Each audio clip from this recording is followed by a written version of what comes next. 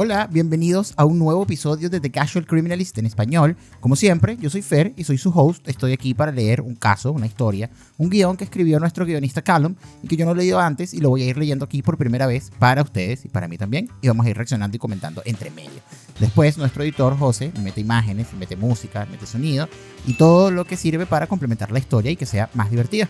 Con eso comenzamos este episodio, que se llama La Duquesa de la Muerte, cómo una heredera multimillonaria escapó condena por asesinato.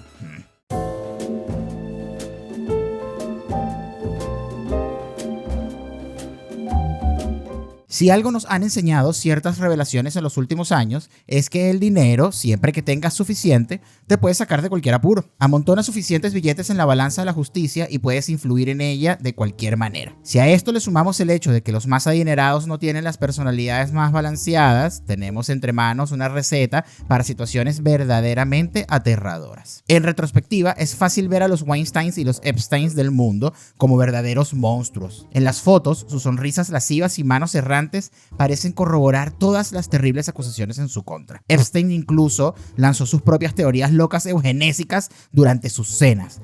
Hace poco leí este tema de Jeffrey Epstein, que este tipo parece que invertía y reunía como a científicos de renombre, a científicos súper importantes. El tipo les financiaba estudios o les financiaba laboratorios para que lo ayudaran a ver si el tipo de verdad podía crear un sistema de eugenesia, que esto es básicamente lo que hacían los nazis, que es como una especie de selección de las personas según los rasgos humanos y según los rasgos hereditarios y bueno, básicamente no sé si sea mucho como manipulación de genes, pero es para básicamente seleccionar a la gente por sus genes y por su origen, etc. Y este tipo, Jeffrey Epstein, tenía cenas en donde el tipo hablaba de que él quería tener un rancho en México, como una hacienda gigante, en donde él iba a crear un laboratorio y un centro en donde él iba a embarazar a un montón de mujeres para diseminar su semilla y diseminar su sangre en todo el mundo. Y como para perpetuar su sangre y su legado y su porquería, imagínense ustedes. Un pequeño inciso aquí de cosas horribles, de una cosa más horrible de ese señor. Bueno, entonces estábamos hablando de los Weinsteins y los Epsteins. Ellos prácticamente llevaban su psicopatía de sombrero. Sin embargo, mientras la historia le ha otorgado a estos cretinos la destrucción que se merecen, hay otros que prácticamente mantuvieron su legado dorado a pesar de los esqueletos acumulados en sus closets. La belleza, filantropía e influencia pueden ir muy lejos cuando se trata de evitar la justicia. Con esto en mente, déjenme presentarles a Doris Duke, la heredera multimillonaria. Dependiendo de qué tan familiarizados estén con la alta sociedad de Estados Unidos, puede que la reconozcan como un ícono menor de la cultura del siglo XX. No la conozco. Célebre mecenas de las artes y contribuyente de docenas de fundaciones desde restauración cívica hasta historia asiática. Sin embargo, si profundizan un poco más, encontrarán que su vida es una historia caótica de glamour, tragedia y, sí, si las recientes acusaciones tienen validez, una pizca de asesinato a sangre fría. En nuestro camino para desempacar la verdad sobre su complicado legado, conoceremos a estrellas de cine, prodigios del jazz y psíquicos famosos, los cuales se arrastran unos sobre otros en un torbellino de celos, drogas y dinero. ¿Suena divertido? Comencemos entonces. Sí, esto suena súper bueno. ¿Listo para divertirse? ¡Oh, estoy listo para divertirme! El relato oficial de los eventos. El evento fatal al centro de nuestra historia se llevó a cabo en Newport, Rhode Island, una ciudad llena de herencias old money que se remonta a los primeros días coloniales de Estados Unidos. Algunas de las familias más adineradas del país pueden trazar su linaje hasta esta ciudad costal, donde empresarios hacían fortunas comerciando alcohol, azúcar y personas, las cuales eran compradas y vendidas en los puertos. Qué terrible, a mí el tema de la trata de personas me impacta muchísimo. Esta es una ciudad con manchas oscuras en su historia, pintadas con una capa gruesa de riqueza. A mediados del siglo XX, la ciudad no era exactamente un retrato de su antigua gloria, pero aún albergaba buena parte de los más adinerados a lo largo de la deslumbrante avenida Bellevue. Solo unos metros cuadrados de terreno en esta zona costaban más que lo que un ciudadano promedio ganaba en 5 años de trabajo. A mediados de 1960, Doris Duke vivía en Rough Point, en una finca familiar de 40,000 metros cuadrados. plata había aquí. Había heredado la propiedad a los 12 años tras la muerte de su padre en 1925. El magnate de energía y tabaco James Buchanan Duke le había dejado a su hija alrededor de $50 millones, el equivalente hoy en día a $750 millones, pedazo de herencia, lo cual le ganó el apodo de la niña más rica del mundo. A sus 50 años, con una fortuna aún más grande en sus bolsillos, la no tan niña más rica del mundo se había retirado al mundo familiar de Newport luego de un tumultuoso periodo en la costa oeste marcado por el escándalo. ¿Qué hizo esta señora? Si les gusta hacer turismo por las casas de los ricos y famosos, les alegrará saber que hoy en día Rough Point está abierta al público. Cada año miles de turistas hacen fila en las puertas para hacer visitas guiadas que nos transporte a la vida y época de la millonaria favorita de Newport.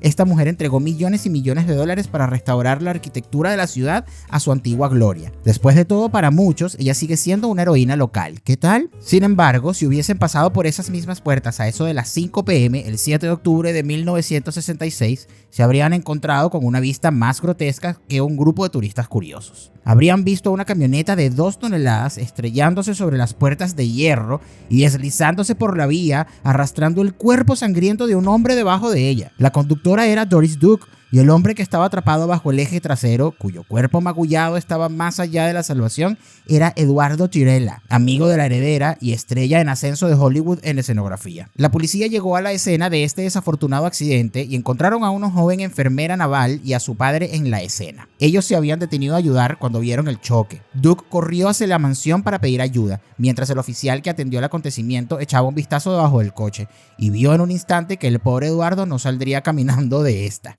Qué feo, Callum, vale. Seguidamente llegó una ambulancia y el personal descubrió que el auto era demasiado pesado para levantarlo con el gato hidráulico, así que tuvieron que llamar a una compañía de grúas para que los ayudara a retirar el cuerpo destrozado. O sea, ya va, esta tipa arrastró a este señor así por kilómetros. Se determinó que el hombre de 42 años había muerto instantáneamente de heridas severas en su cerebro, columna y costillas. Esto era una tragedia para todos los involucrados.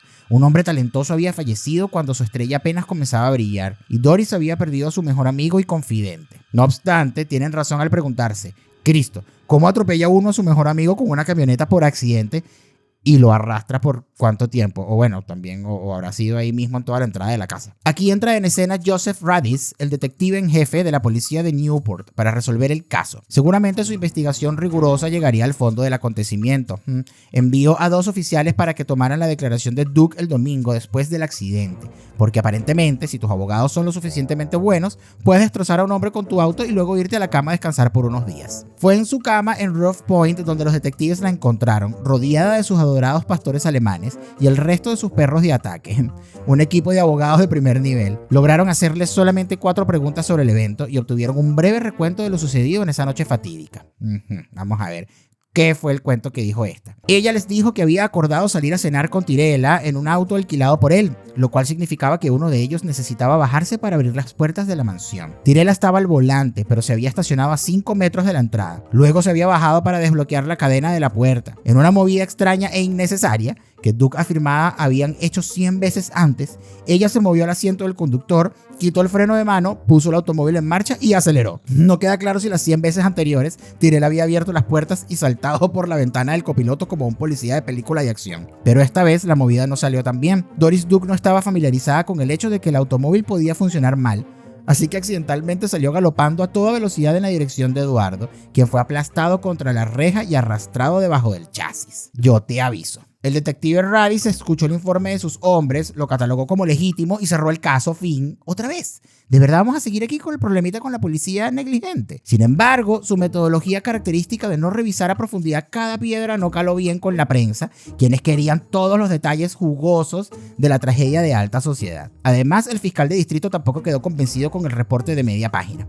Así que se realizó otro interrogatorio días después, durante los cuales Duke dio un recuento más detallado de los eventos. Con suficientes municiones para callar a los detractores, el caso fue cerrado nuevamente, con todo y lazo al final. Hoy en día, la información mostrada en las pantallas de Rough Point solo hace una breve mención del desafortunado accidente de octubre de 1966, un pie de página en la biografía de una mujer deslumbrante y pionera del siglo XX. Y todos vivieron felices por siempre, menos el pobre Eduardo. Estamos de acuerdo de que no se van a rendir y aceptar esta versión de los eventos.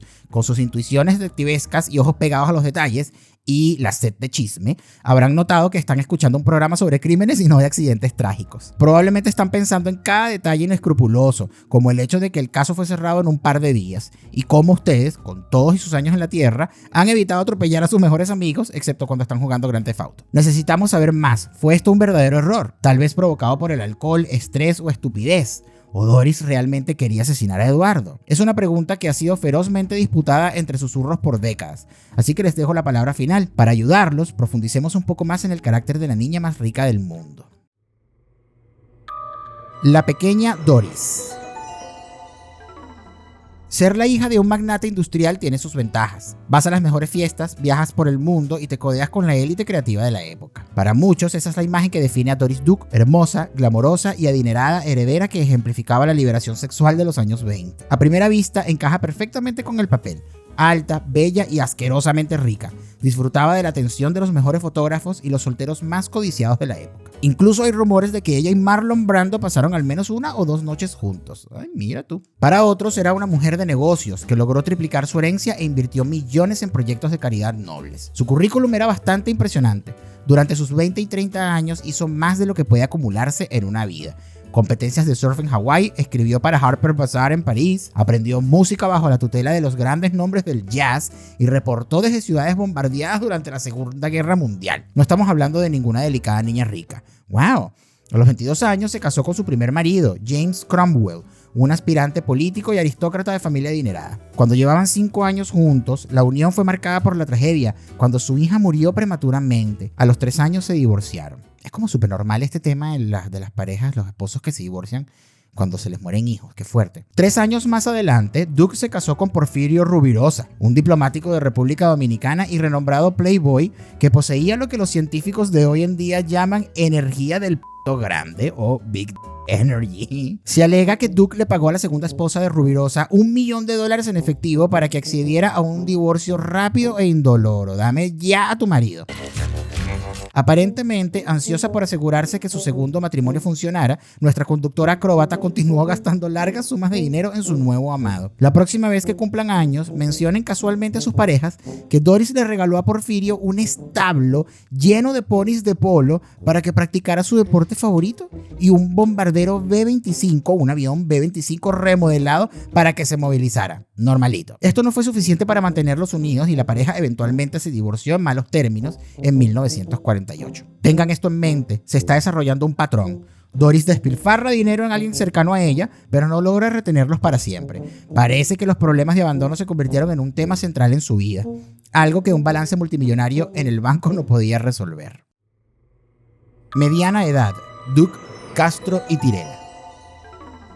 Las cosas comenzaron a desmoronarse en la siguiente fase infeliz de la vida amorosa de Doris. En un bar de jazz en las soleadas islas de Hawái, estaba escuchando a una banda llamada Three Bees and Queen, traducido como 3 abejas y una reina. El joven que tocaba el piano le llamó la atención, en parte por su virtuosismo y porque era bien parecido. Este era Joey Castro, un pianista prodigioso y líder de la banda, quien tenía alrededor de 20 años. Ella utilizó el amor por la música que compartían para acercársele después de su presentación y solicitarle lecciones privadas de piano.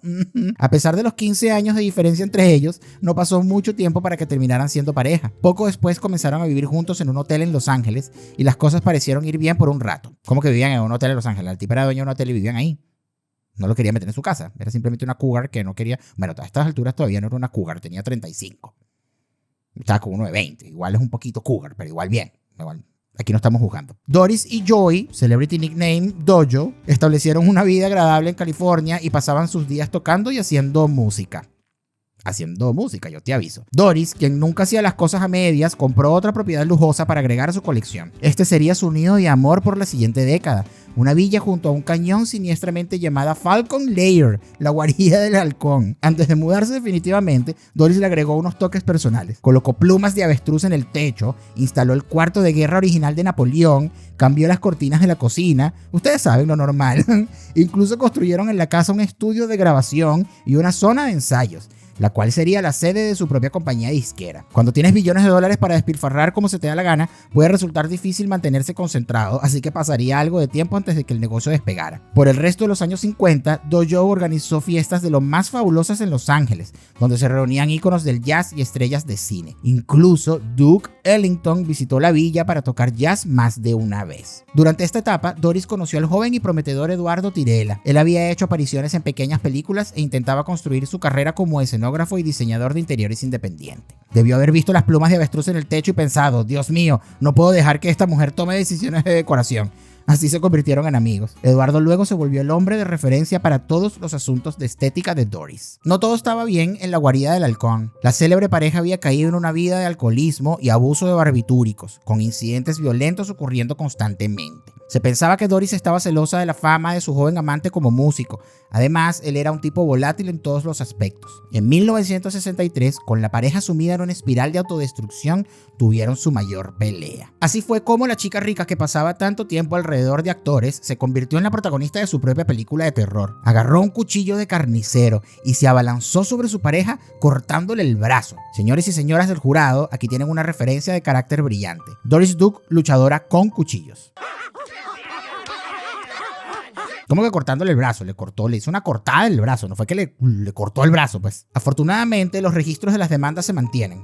El primer día de 1964, Joey Castro dejó Falcon Lair y presentó una demanda por el daño a su brazo. Sin embargo, no contó con la persistencia de los abogados de la multimillonaria. Doris incluso contrató a exagentes del FBI para que disiparan el escándalo legal, en una movida que haría cualquier megalómana millonaria que se respete. Siempre aplaudimos con alegría cuando Batman usa sus bolsas de dinero para operar fuera de la ley.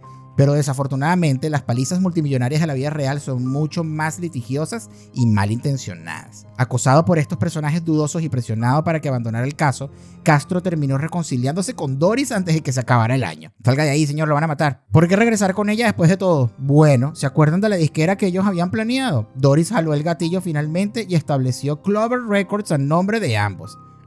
También le compró un Mercedes que valía $100,000 y le prometió que le dejaría una herencia en caso de fallecer. Es deprimente pensar en la desesperación detrás de la movida. Necesitaba de conexiones humanas auténticas. La aislada heredera estaba dispuesta a comprar a la gente con largas sumas de dinero con tal de que se quedaran con ella hasta la hora de su muerte. Qué deprimente, porque además no es que solamente está sola y, o sea, es relativamente sola, estaba con el marido, pero esta relación súper tóxica, digamos que además eso de estar comprando a la gente para que no te dejen solo, como para no estar solo, debe ser un problema de soledad serio.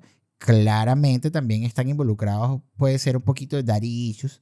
Además sabemos que el papá se murió joven, pero ese tema de estar pagándole a la gente o de estar comprando a la gente de esta forma, la gente también se presta para unas cosas, pero yo me imagino que cuando tienes como ese acceso fácil al dinero, es tentador, pues. Sin embargo, este tipo de conexiones cínicas nunca perduran. Su plan de lanzarle dinero al problema pareció funcionar por un tiempo, pero ya para 1965 la pareja estaba en conflicto nuevamente. Unos amigos le habían contado a Doris que habían visto a Joey acompañado de varias jóvenes. Esto le debe haber dolido, ya que la belleza de Doris Duke comenzaba a desaparecer debido a los efectos del alcohol y las drogas. Ella comenzó a pasar más tiempo con Eduardo Tirela, su más confiado amigo, cuando su relación con Joey se estaba desmoronando y estaba perdiendo control sobre su vida. Tirela fue su roca durante estos momentos difíciles, pero él no podía con ella solo. Doris finalmente llegó al límite cuando recibió la noticia de que su ex amante, el diplomático dominicano Rubirosa, había fallecido en un accidente automovilístico. Wow, le afectó mucho la muerte del ex. En la primavera de 1966, los resentimientos y ansiedades entre Doris y Joey se desbordaron. Uno de los ejecutivos de Clover Records recibió una llamada de Doris a medianoche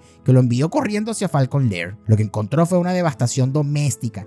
Joey había destrozado el lugar completamente y estaba orinando fuera de una ventana mientras Doris estaba en la cama con la mandíbula rota. Estamos 100% de acuerdo que ella no merecía eso. No matter what. Ya saben. Doris había decidido cortar financieramente a Joey negándose a invertir más dinero en la disquera y como resultado el temperamento de Castro había explotado en llamas. Doris quedó derrotada luego del trágico final de la relación romántica más larga y feroz de su vida. Se retiró a Rough Point, donde 35 años antes había sido presentada a la alta sociedad, resignada que el dinero no compra el amor y que no se puede confiar en las personas. Con una vida de arrepentimientos sobre la cual reflexionar, sentada en esos pasillos vacíos, debió haber pensado cómo todo había salido horriblemente mal, a pesar de sus días de adolescente invencible y todos los logros de su carrera. Qué fuerte, pobrecita. Igual el tema de envejecer solo, así tengas toda la plata del mundo, debe ser realmente triste. A mí no me molesta o no me preocupa demasiado envejecer. Entiendo y estoy resignado y tengo claro que, bueno, que uno va a ir decaying, que uno va a ir como decayendo y va a ir envejeciendo y es la ley de la vida y todo el cuento, pero yo no quiero llegar como a viejito así que me tenga que estar bañando, que me tenga que estar poniendo o cambiando pañal. No, yo no quiero llegar a eso, de verdad, eso es muy deprimente. Lo que no me gustaría tampoco es llegar a viejo y llegar a viejo solo y pobre. Eso sería terrible, de verdad. ¿Qué piensan ustedes de envejecer? Comenten aquí en el episodio, en YouTube. Si lo están viendo en YouTube, aprovechen y comenten. Si no, va y se mete. Si lo está escuchando en Spotify, usted va y se mete en YouTube y comenta aquí en el episodio de Doris Duke. ¿Qué opinan? Para ustedes, ¿qué opinan de envejecer? ¿Cómo les afecta pensar en envejecer? O si no les afecta en absoluto. Duke y Tyrella. Si han estado prestando atención a las fechas, ya saben lo que viene. Es 1966 y estamos de vuelta enfrente a la puerta destrozada, con una camioneta Dodge estrellada contra un árbol y la sirena sonando en la distancia. El contexto de cómo Doris terminó en este punto pinta los eventos bajo una luz muy diferente. Ella no era ninguna dorada fiestera y dulce mujer caritativa. Era una persona con marcas violentas en su registro, que parecía haber llegado al final de su cordura. La terminó de perder ya, perdió los papeles completamente, porque está viendo, o sea, el tema de tener demasiada plata te resuelve demasiados problemas, pero te trae demasiados otros problemas. Y además, no sé, como vivir bajo la soledad de la fama, eso debe costar muchísimo. Y habrá gente a la que no le importa mucho. Digamos que la fama te puede costar tus amigos y te puede costar tu familia y te puede costar todo lo que te rodea. Llega un punto, la fama y el dinero, llega un punto en el que estás tan arriba y llega un punto en el que te haces tan inaccesible que lo que estás es solo. Solo. Qué triste. Pobrecita esta mujer. Pero de igual forma es una tontería pensar que Eduardo se llevaría la peor parte de esta ruptura. Él era su amigo cercano, la persona en la que ella se había apoyado durante sus años de relación abusiva, la única persona en la que ella estaba dispuesta a invertir su fe. ¿Por qué asesinar a un amigo que había viajado horas solamente para cenar con ella? Antes de profundizar en esto, vamos a conversar un poco sobre el hombre. Es solo justo. Era un tipo talentoso y popular, que merecía más que ser una nota a pie de página en la historia de su propia muerte. Muchas biografías sobre Doris Duke lo han relegado a esta posición, aun cuando su vida tenía suficiente material para hacerse su propio libro. ¿Qué tal? Vamos a conocer a este señor. Tyrella, conocido como Eddie para sus amigos, comenzó su carrera actuando en clubes nocturnos en Nueva Jersey y junto a personajes como Frank Sinatra, quien incluso fue a cenar a su casa unas cuantas veces. Frank Sinatra, que también era una joyita. Durante la Segunda Guerra Mundial se alistó en un vuelo a Europa y ganó elogios por su desempeño durante las fases finales de la guerra, particularmente en la batalla de las Ardenas. Como héroe de guerra y prometedor intérprete, regresó a Estados Unidos para comenzar el resto de su vida. A mediados del siglo XX en Estados Unidos realizó la movida más sensata que todo hombre gay en esa época podía hacer. Se mudó a Los Ángeles. Aquí fue donde Eduardo despegó su carrera, obteniendo contratos de decoración y roles pequeños en películas. Esto le permitió establecer un estilo de vida cómodo junto a su pareja, el escultor y diseñador de vestuario Edmund Cara. Sus fiestas eran tan legendarias como las de Duke y Castro y eran reconocidos en la esfera social de Hollywood. Por más de una década, Tyrella compartió su tiempo entre las costas este y oeste, incluso cuando su carrera cinematográfica comenzó a florecer. Sin embargo, a mediados de 1960, la llamada de California era cada vez más fuerte. Había logrado sus primeros contratos de renombre actuando junto a Charles Bronson en una escena pequeña para la película The Sandpiper y estaba listo para otra producción de alto presupuesto en el film Don't Make Waves con su buena amiga Sharon Tate, quien se haría amiga de Doris antes de terminar siendo víctima de la familia Manson. California es un lugar extraño, amigos. No obstante, había un problema. Tyrella había estado diseñando las habitaciones de Duke por más de una década, ayudándola a planear fiestas y escogiendo las antigüedades que ella utilizaba para sorprender a sus invitados. Toda esta labor a precio de amigos, lo cual subestimaba sus talentos severamente. Y ahora que su amigo desconocido se estaba convirtiendo en la estrella de Hollywood que estaba destinado a ser, ella temía que lo estaba perdiendo. Sus miedos resultaron ser verdad. Tremenda garra que era esta señora. Tenía al amigo, el mejor amigo, supuestamente, el que lo ayudaba con todas sus excentricidades. Y entonces, aparte, era una agarrada con él. No le pagaba lo que merecía. O sea, si yo tuviera esta cantidad de plata y tengo amigos, o así sean, así tenga varios, pero tengo un mejor amigo y el que está conmigo y el que me ayuda con todo y el que, no sé, el que me escucha y además el que tiene todo este talento y me ayuda a hacer todas estas cosas, una buena plata le pago. Lo mantengo. Trabaja por gusto. Circunstancias sospechosas. La razón principal por la cual Tyrell había alquilado la camioneta que acabó con su vida era vaciar su apartamento. Planeaba guardar sus cosas en la casa de su familia antes de mudarse a California definitivamente. Mientras estaba en eso, le daría la noticia a Doris Duke haciendo un último trabajo para ella por los viejos tiempos. ¡Qué horrible! Este se iba a mudar y esta tipa lo mató para que no se fuera y no la abandonaran. Su compañero Edmond le aconsejó no hacerlo. Ellos habían escuchado historias sobre cómo ella le había cortado el brazo a Castro, así que realmente esperaban que recibiera la noticia en calma, tal cual. Decidió hacer lo más sensato, consultarle a un psíquico. ¿What? ¿Qué fue a consultarle al psíquico? ¿Qué estupidez es esa? Así como, mira, le tengo que dar esta noticia a esta tipa, ¿me va a matar? Eso fue lo que fue preguntarle al psíquico. El Dr. Jacques Ondorus era el hombre de referencia cuando la élite de Hollywood quería gastar su dinero en habladurías espirituales, y le aconsejó a Tyrell enfáticamente que no fuera a Rough Point. Mira tú, el llamado doctor probablemente hizo alarde de la predicción de su cliente poco después de su muerte, pero seguramente le daba advertencias ominosas a una decena de personas todos los días. Eduardo conocía a Doris desde hacía mucho tiempo y era la persona más cercana a ella en esos momentos, así que se creía exento de sus arrebatos de locura.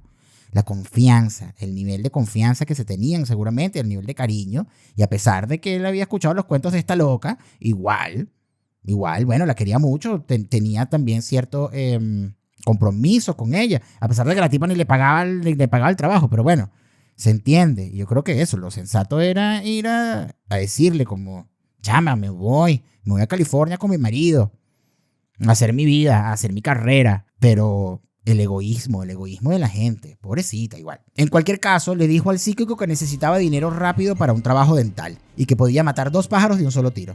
Visitarla y ganarse un dinero rápido mientras estaba allá. Era el típico trabajo básico que había hecho por la heredera desde hacía tiempo. Harley Tinney, la vecina de Duke, dijo que los dos se dirigían a una tienda de antigüedades local para inspeccionar una reliquia costosa. La pieza era un busto que contenía un hueso escondido perteneciente a la mártir católica Santa Úrsula. No sé si yo compraría este tipo de excentricidades. A lo mejor sí. Yo creo que cuando tienes tanta plata y puedes tenerlo todo, ¿será por eso que compran tantas excentricidades los megamillonarios? Yo creo que igual compraría unas cosas loquísimas. Debido a que este no es el tipo de objetos que se producen más en Ikea, Duke había llamado a su experto en antigüedades para que la acompañara, ya que fuera porque estaba loca por tener huesos cristianos antiguos o para comprar compañía por unas horas, básicamente. Habrán notado la primera discrepancia en su historia. Recordarán que Doris había afirmado que ellos se dirigían a una cena. Un pequeño viaje en búsqueda de tesoros es algo que ella habría recordado al relatar los eventos a la policía. No es exactamente una pistola humeante, tal vez planeaban pasar por McDonald's camino a la tienda, quién sabe. Durante los días después del accidente, las cosas empiezan a poner turbias.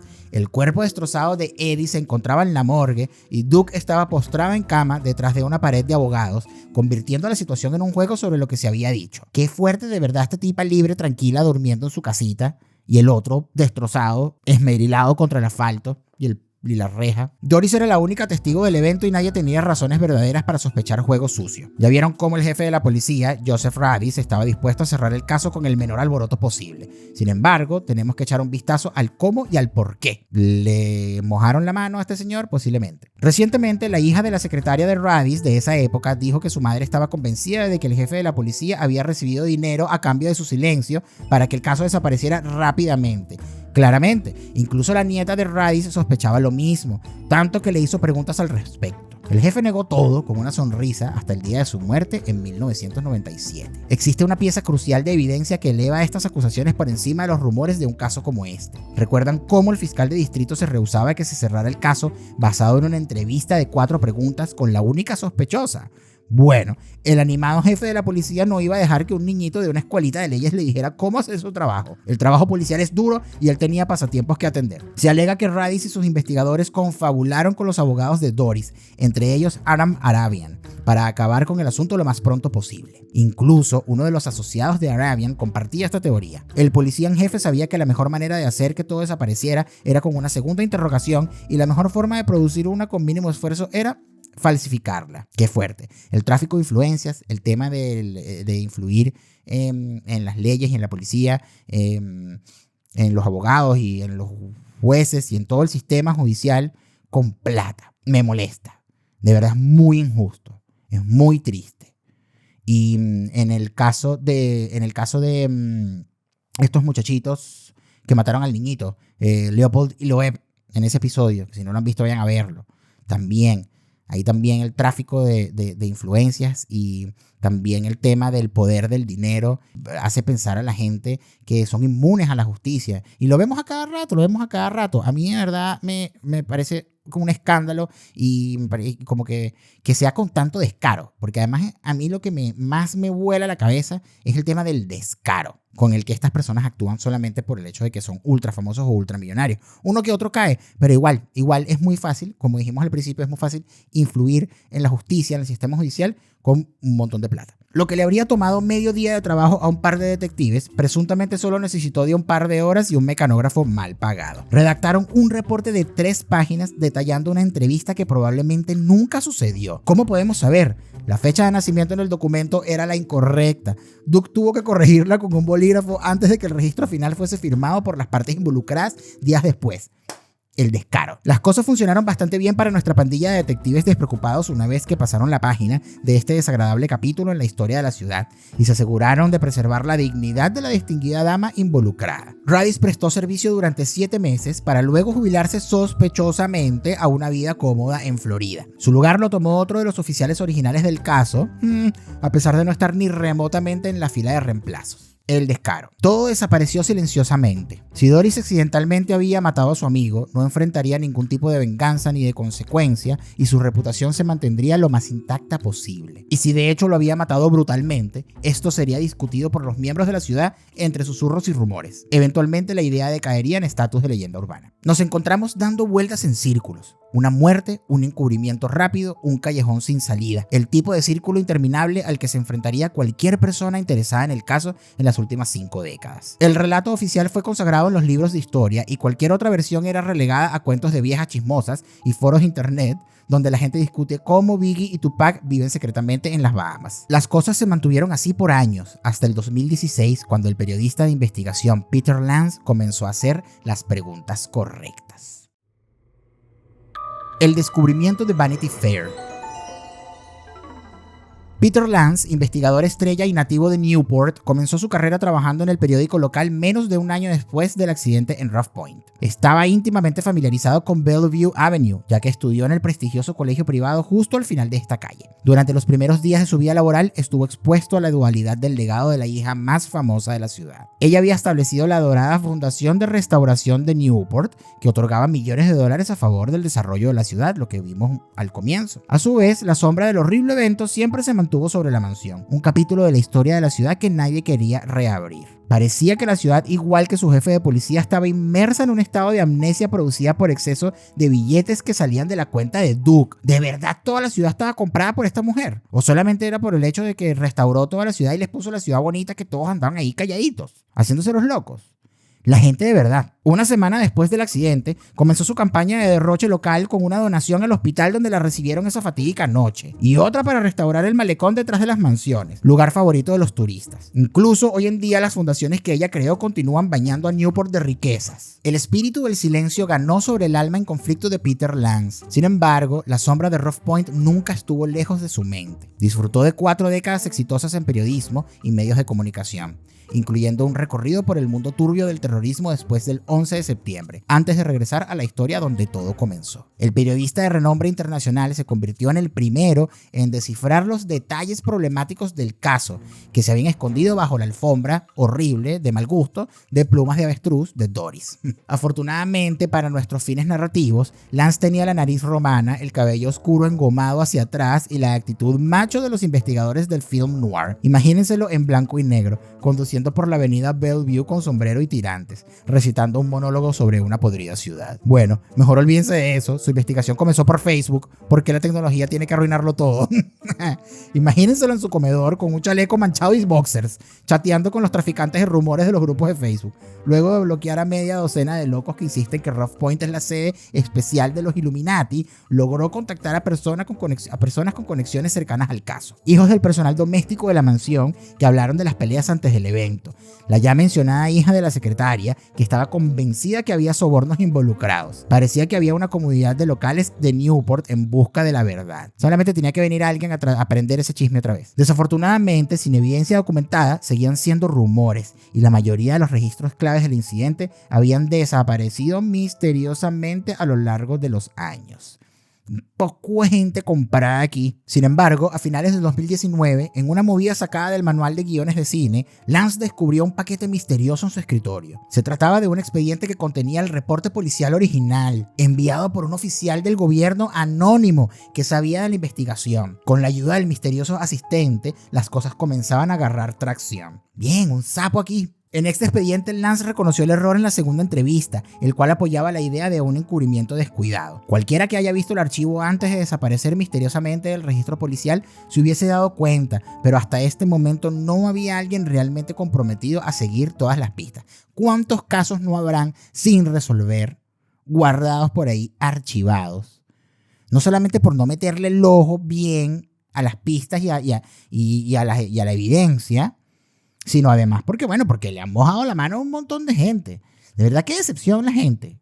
Qué decepción la gente. El siguiente paso era encontrar documentos con que comparar los reportes de la policía, y Lance los consiguió en el lugar menos esperado. En un golpe de genio periodístico, investigó los archivos de la compañía de automóviles donde Tyrell había alquilado la camioneta. Como parte de los procedimientos del seguro, habían recolectado una declaración de la heredera. Duke no se había preocupado por esto tanto como por los reportes de policía. ¿Quién revisa esas cosas después de todo? La policía debería revisarlas. En su artículo para Vanity Fair, Lance se refiere al reporte de 173 páginas donde Duke dice que regresó a la mansión buscando a Eduardo. Esto es lo más lógico. Cuando ves a tu amigo aplastado entre la puerta de tu casa y un parachoques, sales corriendo hacia la casa a ver si se fue a la cocina a servirse un vaso de agua. A pesar del tiempo que había pasado desde el accidente, Lance logró rastrear a la enfermera que ayudó en la escena. Su nombre era Judith Wardrow, quien luego del evento tuvo una larga carrera como paramédico. Debió haber atendido accidentes de tránsito como este a lo largo de su carrera. Sin embargo, los recuerdos de ese primer incidente no la dejaron. Ella recordaba específicamente que Duke solo tenía heridas mínimas después del accidente. En contraste, el Dr. Philip McAllister, el médico que examinó a la heredera en el hospital, reportó que ella había sufrido sangramiento significativo debido a cortes en la cabeza. Esto es sospechoso porque él actuó como el médico personal de Doris desde que ella entró al hospital. Incluso negó acceso a los investigadores a la habitación privada donde Duke se estaba recuperando. Como era de esperar, McAllister defendió rotundamente la teoría del accidente trágico, pero no hay información sobre si él se retiró cómodamente como el jefe de la policía en Florida. Qué fuerte, de verdad. Médicos, todo el mundo, todos son unos corruptos, todo el mundo tiene precio. Yo creo que todos tenemos precio. Todos tenemos precio. Puede ser. Puede ser que sí. Bueno, no sé. Me cuesta pensar en tapar una cosa como esta o en alcahuetearle la vida a una criminal y a una loca por el estilo. Solo por la plata. Pero es que, bueno, los dejo ahí reflexionando a ver si taparían una cosa como esta o se involucrarían en una cosa como esta por plata. Yo digo ahorita que no, pero yo creo que me pones $2 millones en la mesa y lo pienso. ¡Qué feo! Peter Lance regresó a Newport con la investigación a todo vapor e intentó pintar una imagen de los eventos de esa noche basándose en conexiones recientes y antiguas. Sabía que tenía algo grande en las manos. Había demasiadas piezas desaparecidas convenientemente y muchas figuras silenciosas que lo alentaban detrás de escena. Su película noir no iba a ser un fracaso en la taquilla. Sin embargo, necesitaba encontrar algo más concreto. Nada de lo descubierto hasta ahora indicaba un asesinato. Conspiración, encubrimiento, corrupción. Sí, a los 3 cargos. No obstante, no había nada que probara que Doris había pisado el acelerador con la intención de atropellar a muerte a su amigo. Los cínicos podrían argumentar fácilmente que se trataba de otra niña rica evadiendo la responsabilidad por su propia estupidez. El curso real de los eventos. Todo comienza con la puerta volada y deformada por el impacto del vehículo. Después de hacer preguntas en la ciudad, Lance adquirió un negativo fotográfico inédito que había estado guardado en los archivos de una familia local durante años. Pertenecían al fotógrafo Ed Quigley, con quien Lance había trabajado durante sus años en el periódico local. La familia de Quigley había guardado gran parte de su trabajo por nostalgia o para la posteridad. La imagen en tono sepia fue tomada desde el interior de la puerta y mostraba a algunos oficiales y observadores dando vueltas por la escena mientras la grúa levantaba la parte trasera del Dodge. En el marco inferior izquierdo estaban las piezas destrozadas de la puerta inferior con puntales doblados hacia afuera. Esto no era una revelación en sí, pero contrastaba con la evidencia en el corcho de investigación de Lance, el reporte de autopsia de Tyrell. Esta pieza no se había evaporado como las otras, pero había sido archivada bajo el nombre incorrecto, Edmond. ¿Recuerdan el médico a quien Doris compró al entrar por las puertas del hospital? Bueno, estuvo a cargo de determinar la causa de muerte de Tyrell y reportarla al público. Sin embargo, parece que no prestó atención al hecho de que las piernas de Tyrell estaban en buen estado. Sus costillas, cráneo y columna vertebral estaban destrozados como era de esperarse, pero el daño a la parte inferior de su cuerpo fue en su mayoría superficial.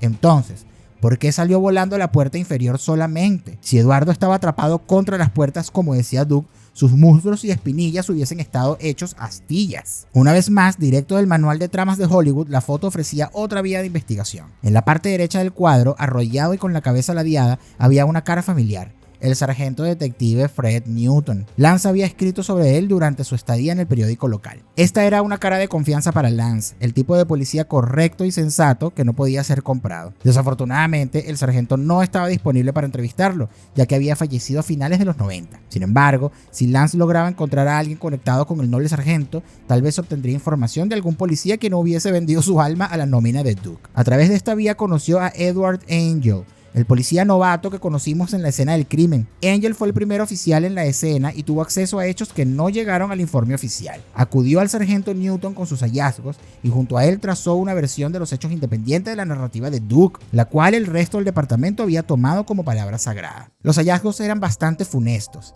Manchas de sangre amplias y pedazos de piel brillando brutalmente bajo la luz del atardecer a lo largo de Bellevue Avenue, lo que dije que lo arrastró. Esto era de esperarse después de todo. Un hombre había sido pulverizado por un auto de 2 toneladas. Sin embargo, lo que sorprendió a Angel, basado en su análisis de los patrones de salpicaduras, fue que él había asumido que la víctima era un transeúnte que pasaba por la calle, debido a que allí tuvo lugar el primer impacto. Había rastros de sangre fuera del terreno de la mansión, de una gran salpicadura en el medio de la calle. ¡Wow!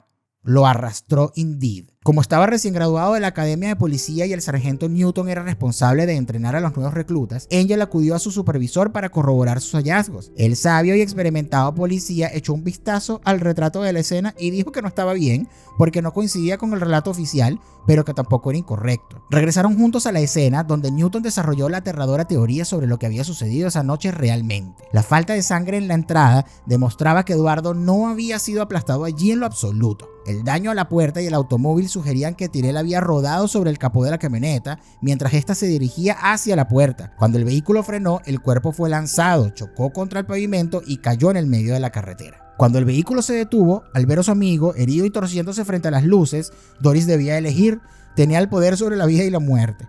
Desafortunadamente escogió la segunda opción. Pisó el acelerador, atropellando intencionalmente a Eduardo y arrastrando sin piedad su cuerpo destrozado a lo largo de 12 metros. Al parecer, la ansiedad y la posesividad maliciosa llevaron a Doris a cometer un asesinato espantoso y deliberado. Este nivel de locura por el miedo a quedarse sola. Luego de escuchar esto, Peter Lance debe haber estado sorprendido. Desde más allá de la tumba, el sargento Newton había reunido todos los cabos sueltos de la investigación con una teoría basada en evidencia que había quedado sepultada bajo secreto y corrupción durante décadas. Todas las sospechas y encubrimiento del caso parecían reivindicadas. Llegaba el momento de que salieran a la luz pública. Se prendió ese chisme delicioso. El reportaje que Lance escribió es relativamente fresco. Salió en las páginas de Vanity Fair en julio de 2020, hace nadita. En los próximos años probablemente habrá olas de escrutinio sobre el evento e investigaciones independientes, y una serie en Netflix seguro de True Crime. Ninguna de estas acusaciones han sido probadas en la corte hasta ahora. Lo más cercano fue una demanda civil por muerte injusta que ganó la familia de Tyrell 5 años después del incidente, que demostró negligencia y estupidez, pero no intención maliciosa. Este tema de las personas, de las víctimas o de las familias de las víctimas indemnizadas con un poco de plata, a mí me parece que es como tan, no sé, me parece feo. Me parece como de mal gusto. Y me parece también como un aprovechamiento ahí. Pero no lo entiendo mucho. No sé si es como, más bien como, mira, no hay más nada que podamos hacer por ti, así que lo único que puede como paliar un poco tu tristeza y tu desgracia es que tomes este poco de plata y veas qué haces, no sé. Me parece medio feo. Yo no sé, una vez más, vuelvo a decir aquí, si me pones ahí los $2 millones en la mesa, a lo mejor me callo la boca y me meto la lengua donde ustedes saben y termino agarrando los $2 millones, pero realmente no sé, me cuesta pensar o aceptar que me voy a quedar tranquilo si una persona mata a otra que me afecte, a alguien de mi familia, lo que sea, que me van a pagar una plata ahí como indemnización para que yo no la pase tan mal. Eso a mí siempre me ha parecido bastante feo. ¿Qué opinan ustedes? Opinen. Tal como están las cosas en este momento, la evidencia física desenterrada por Lance parece bastante concluyente. Las hendiduras dejadas por los neumáticos en la grava fueron observadas tanto por el Departamento Estatal de Manejo de Vehículos como por la familia de la víctima. Las marcas de goma en la carretera demostraban que el auto dio la vuelta y aceleró. Los patrones de sangre descubiertos por el sargento y el novato corroboraban los resultados de la autopsia que indicaban que la víctima nunca fue aplastada contra la puerta de la mansión. Los Quigley obtuvieron otra fotografía. Esta gente tiene como apellido de personajes de Harry Potter. Los Quigley obtuvieron otra fotografía que también había sido eliminada de los archivos del periódico de forma misteriosa, pero que fue preservada meticulosamente por la familia. La foto demostraba que los policías renegados tenían razón. La primera mancha de sangre aparecía en el medio de la carretera. Lance llevó sus hallazgos a una compañía de ingeniería forense, accidentes y dinámicas de heridas, antes de volar la tapa del caso, para protegerse de una fuerte demanda por difamación probablemente. Un socio de la firma corroboró esta versión incriminante de los hechos. Su conclusión decía lo siguiente: está claro que la víctima se deslizó por el capó y fue atropellado en medio de la calle. Esto fue un evento con consecuencias múltiples, donde el conductor realizó un número de decisiones afirmativas a lo largo del incidente. La evidencia me lleva a concluir que el evento no ocurrió como lo describió Doris Duke. A pesar de estar allí a la vista de todos, ninguna de estas piezas figura en el reporte oficial de la policía sobre ese día. Lo único que se encuentra son 2 entrevistas insignificantes que tratan a Duke como un cachorro que no le haría daño a nadie. Ella resultó ser peor que sus infames pastores alemanes. Oye, ¿por qué le dicen infames a los pastores alemanes aquí de la señora? Los pastores no han hecho nada.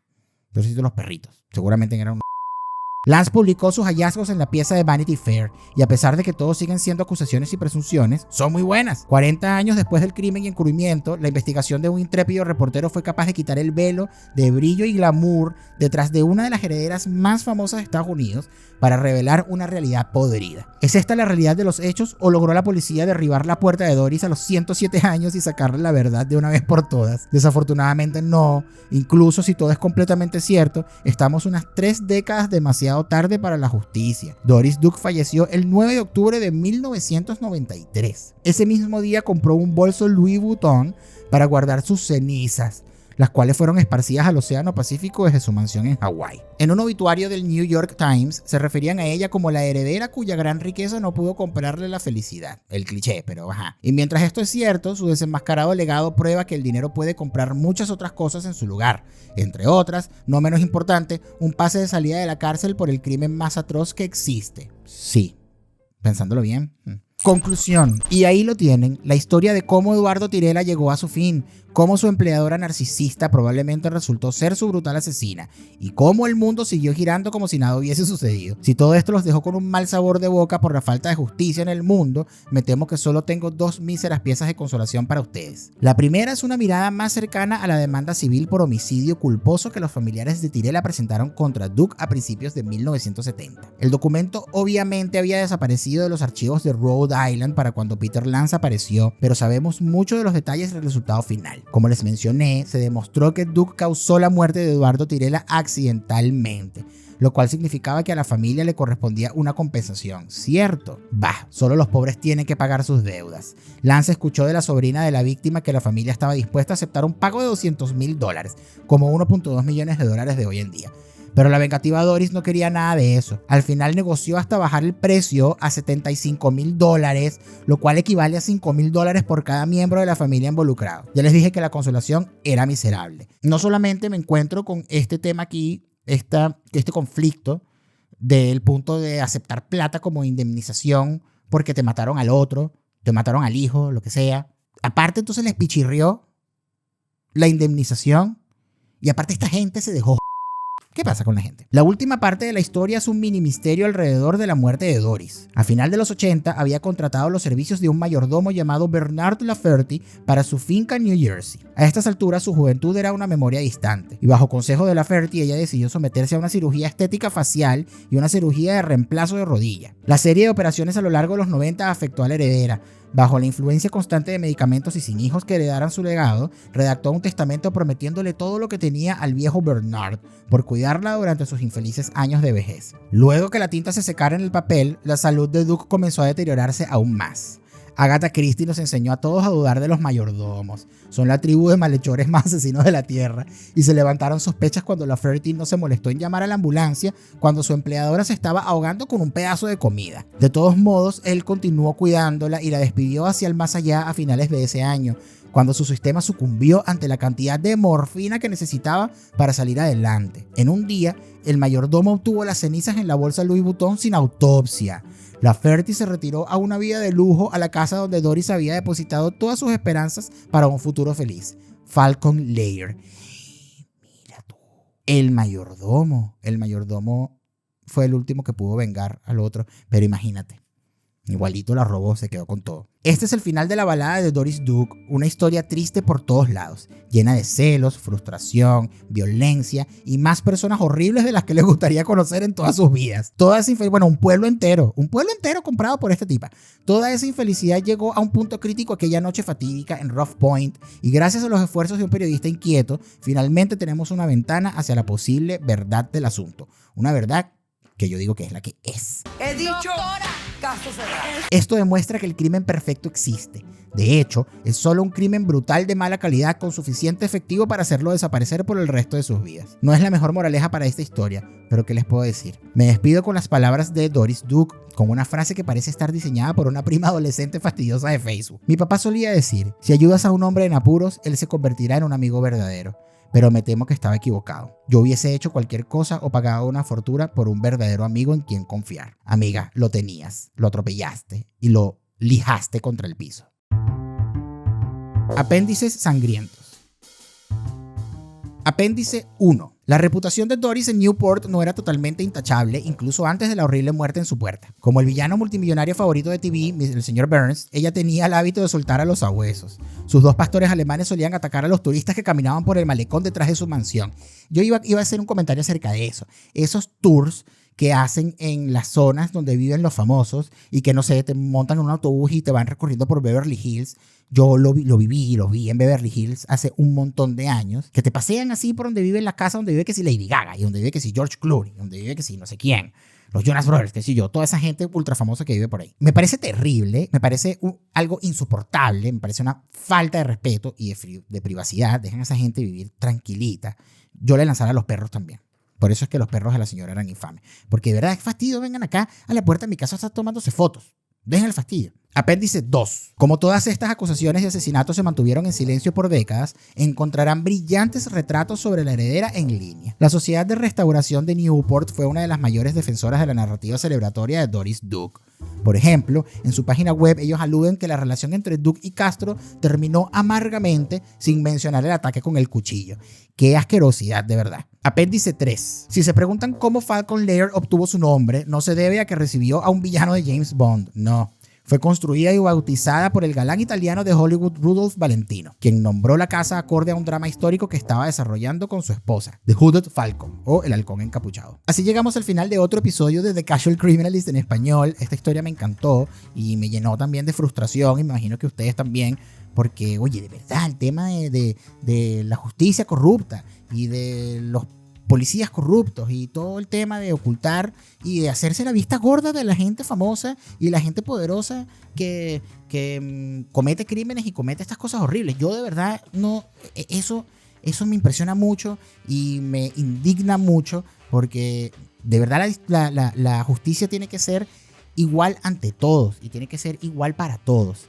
No importa cuánta plata tengas o no importa la influencia, deberías ir a la cárcel o tirarte las penas que te tengan que tirar, pero no es posible que exista la posibilidad de que se pueda comprar un sistema entero y a un departamento de policía y a vecinos y a un pueblo entero para ocultar o para lavarte la imagen.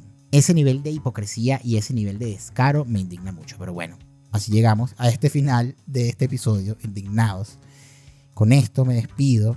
Recuerden que si están viendo este episodio en YouTube, nos pueden seguir, se pueden suscribir aquí en el canal, activar la campanita que les avisa que hay episodio nuevo, y también nos pueden escuchar en formato podcast en Spotify, en Apple Podcast, en Google Podcast, en todas las cosas donde suenan los podcasts. Y por ahí nos pueden dejar un rating, nos pueden dejar un comentario, nos pueden recomendar también. Les pido que lo recomienden a sus amigos, a las personas que conocen, que les gusta el True Crime.